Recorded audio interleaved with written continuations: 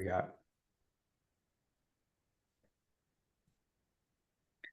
Okay.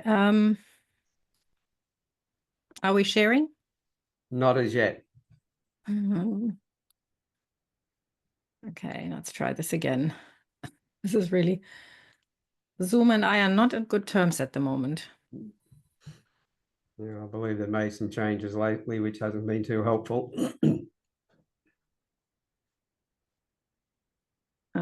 Yeah. Yep. Yep. Okay, Yep. great. So you're wondering why I'm starting with this one. Okay, this is an image that I posted in a group with 32,000 members the other day. And I just wanted to know where people were at. And they came back with, so far at this point, I have 288 comments, of which 10 are, I'm actually quite happy with myself. The rest is so stressed out. Having the gifs are all about, rah, and, like having Homer Simpson with a banging monkey in the head, people running in circles. There's all sorts of stuff. Everybody is completely stressed out. So instead of talking what I was going to talk about today, I have changed gears and we're going to do managing button pushing during the holiday season, because I think that's going to be a really important topic over the next few weeks because we're getting more and more stressed because the year-end rush is in full swing, deadlines loom, everybody seems to find new ways to push our buttons.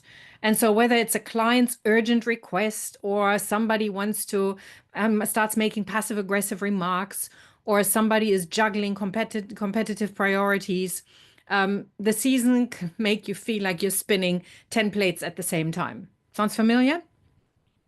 Anyway, so we're going to dive into how to handle workplace stressors like a pro. And so the idea is that at the end, you have a toolkit that helps you stay composed and turn potential dramas into opportunities for growth and help you lead with confidence through chaos.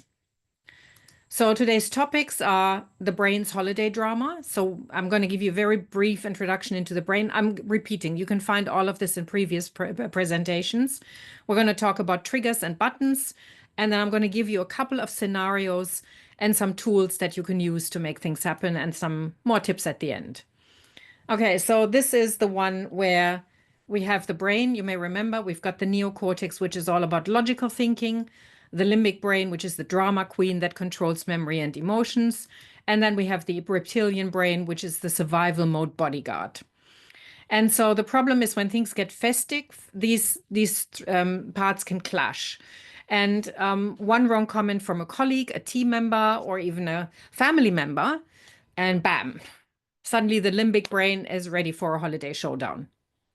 So if you want to know how this works, so you remember this part of the brain is logical thinking, especially this part of the brain, the middle prefrontal cortex. So if you take your hand, I've done this with you before, this is your reptilian brain, this is your limbic brain, this is your neocortex, this is your middle prefrontal cortex. When things get really shitty and things go terribly wrong, all the blood gets redistributed into arms and legs so we can hit harder and fight and run faster. But what happens is all the oxygen gets moved into arms and legs. There's nothing left in the brain, at which the point the middle prefrontal cortex starts operating from that place. Okay, there's no connection. There's nothing there. We start operating from reaction. And when holiday stress hits, then and somebody pushes our button, we don't just jump. We just jump really high. We don't react. We overreact. So when button pushing means is somebody or something hits just the right nerve, and we feel that we go from zero to holiday meltdown in seconds. And so when you normally calmly say, "Oh yeah," you go, "Oh really?" And then things are off. So the thing is, we all have those little buttons, and they can turn what was meant to be a small tease into a volcanic eruption. So today we're going to have a quick look at how you can spot them, how you can create some choice, and how you can take them over from from destroying your holiday spirit. Now, the good news is you can retrain your brain to respond thoughtfully instead of reacting impulsively. Now, the reason I'm doing this now is because we still have a few weeks to go. If you're going into your holidays and anytime in the next few weeks, and you think it's going to work immediately, it's not going to. Your brain is a patterning device. So the more often you've repeated a certain behavior, the more often you've done this, the more the brain is used to doing this, the more automatic it becomes. You remember, these neural connections become faster and faster and faster. They don't have to look for connections. They know exactly where to go.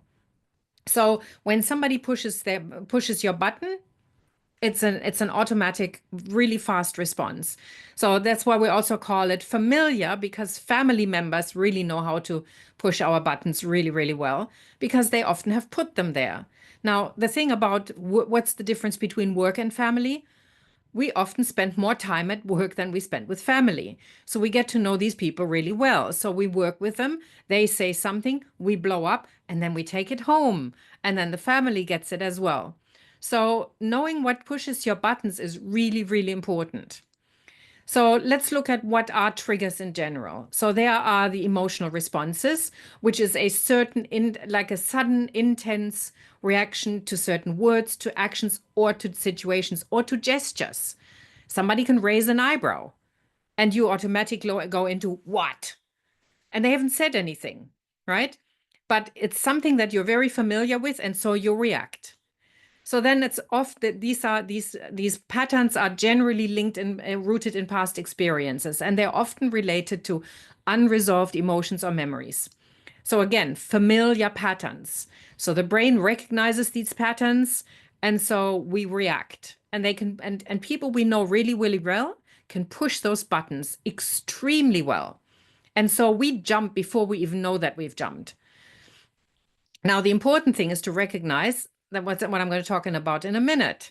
So in close relationships, people who know us really well, it can just get, it's again, really fast, automatic, unfiltered reactions. We don't think, we just jump. And we don't ask how high, we know how high. So remember this. This is when you pushing a button, it's not just you. Button pushing is mutual. So one of your team members shows up late for the third time in a week, right? And pushes your buttons about you're not taking your work seriously when they're just completely stressed out managing family drama.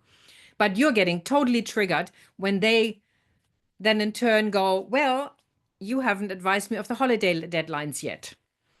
So triggers often create loops, so I raise an eyebrow and I say, and then you say, what? And it goes back and forth. It becomes a ping pong game. So your reactions trigger this, and suddenly, you've got drama that's like lights tangled up in a box. And we know how much we love untangling Christmas lights, right?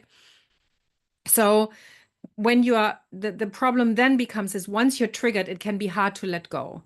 So remember, when you're in charge of your emotion, no matter how festive the chaos gets, you can still change your reaction and turn it into a response. And what's really, really important is not, I've said this before, nobody can make you feel a certain way. You might get triggered, but what you do is your choice. So the more aware you are of your button pushing, your triggers, the things that really get you, the more choice you have. So you create some space between the stimulus and the response. So think of it when you're now doing this as if you are handed a very different holiday button. You can either now push it or politely decline and stay in control. So it's like choosing between starting a snowball fight or just admiring the snow. Makes a big difference. So here's a list, and I've put that there. Take a screenshot, or I can, if you let me know, I'll put it into the comments. Ask yourself the following questions, and then write down your answers one by one. So, and then what you do as a first step is you take note of where you feel emotions in your body. So because there will be patterns. So for example, when you are angry, so if it says, I get angry when people assume that. So there could be anything. When people assume that, I should know about something I haven't been told about. Feel that anger. It might feel hot, like a burning sensation in the throat. Or you get frustrated. And that could feel like a coil of barbed wire in your stomach. And then there are other emotions involved, you know. And so when you feel guilt, when you feel that you haven't met somebody else's expectations, and people know how to push that button really well, it's called guilt tripping. So you might feel that your lower abdomen starts tightening up and you might get a churn. And when we get really stressed out, our digestive system stops working. So that's all related. And shame happens when you haven't met your own expectations or values. So you may feel weak in the knees, you know, if somebody turns this perception of failure against you, because we can shame other people as well. So be really clear. Am I not fulfilling somebody else's expectations, or am I not fulfilling mine? And if somebody turns your values against you, politely decline. Now, understanding these physical sensations can help you catch these emotional triggers in real time, so you can respond thoughtfully rather than automatically. So remember, nobody can make you feel anything. You can get triggered, but you have choice. All right. So I want to give you some examples. So can you make this a top priority? I need this yesterday. Okay. So when you recognize the scenarios and you know how you respond, then you can prepare yourself to respond calmly, or at least stop yourself from rolling your eyes. You know, but it's a really, really useful thing to do. So if you've got that over-demanding customer and they get to that place where you feel pressured, you know, there's the expectation, you drop everything, you get stressed out and frustrated, pause, take a deep breath and prioritize. So, and this is also where tonality comes in. If you go back to them and say, let me check that what's possible and I'll get back to you shortly, it's probably not going to wash that well. But if you're saying, let me check what's possible and I'll get back to you as quickly as possible, and smile, it's going to have a very different response, because the thing is, what we often forget when we're in that situation is that the relationship continues after we've had a blowout and a blow up. So breathing when you regulate your emotions in a calm tone and in a clear response shows that you are in control, and you don't have to commit to any kind of unrealistic demands. Okay, so then we have, why didn't you tell me this sooner? Anybody familiar with that one? Especially when times are really stressed out. So team member asks that, you ask them to do something. So at that point, you feel criticized or blindsided, and you know, because you thought you told them. And so what you do at this point is you label and reframe. So you say to your saying, I'm feeling really frustrated here right now. And then you reframe the situation. So you say something like, I understand this feels like last minute, so let's figure out how we can manage this in time and then avoid surprises in the future. So when you label the emotion, you reduce the intensity, and when you reframe, you shift the focus from problem solving from problem to solution focus, and you keep the conversation constructive, which is really, really important, because a lot of the time people just want to vent. Okay, and then of course this, you know, when somebody says, "Ah, I guess I'll have to work overtime to fix this." Okay, again, thank the person with a calm but with a polite but firm voice. Say, thank you for making this happen. Let's on the next steps to make this. Let's focus on the next steps to make this, to sort this. So when you reframe and you focus on collaboration, for example, while the tonality is really neutral, then you avoid that confrontation and you probably get the person's cooperation. Does it always happen? No, but this is not about you. This is about you being able to see the person the next time and being able to walk up to them and saying, hey, how are you? Rather than wanting to turn around and walk out of the room. Okay, and then my favorite, when you get really stressed out, why don't you just relax? Have you heard that one before? Yeah, that's the one that's so unhelpful that I'm not even gonna go into that, but it's all about feeling undervalued. So when you say that to yourself, I'm feeling undervalued, and realize that it's a perception, because the person may mean really, really well, then you could respond in a really lighthearted tone. Great idea. Once this is all set, I'll definitely take a moment to relax. But if you're going into sarcasm or into passive aggressive behavior, it's not going to work really well. So there are lots and lots of other issues. I can make you a whole list on finances, on spending gifts, on getting the wrong gifts, on, not having the right Christmas party at work, all of this stuff. But I just thought I'd give you these, and then you can use the list that I've given you to create another one. Okay, very quickly. Remember, you are not in control of other people. So don't take things personally. People are stressed out to the max at the moment. I have clients at the moment who go, F them, I'm not even going to talk to them anymore. And I'm like, have you tried? You don't even know what's going on. I just have too much on my plate. Well, you don't do it now, you do it when you're really calm. So, but remember, people's perceptions are not something you can control. So label your emotions and then prepare your advance. You've got the list of all the things that triggered you. Put your responses into that list and have them ready. If you're going home and there's Auntie Helen who constantly criticizes your food, have an answer ready for that. Well, I know you really like your salt. I've put the salt shaker in front of your seat, your plate. So instead of going, well, I'm doing the best I can, whatever it might be. And then practice. Just do these answers, these prepared answers, and practice them, because otherwise your brain is just going to go down the familiar route. Breathe. Always breathe.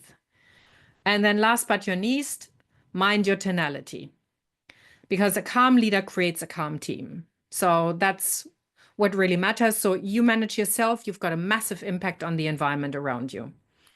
So next week, because receiving feedback can feel like pushing somebody's buttons, but it can also feel like a gift. So what we're going to do is we're going to talk about how to effectively give feedback and how to help people create a culture of competence rather than one where people are in constant fear of getting feedback. That's it for today. Thank you very much. Excellent. And stop that.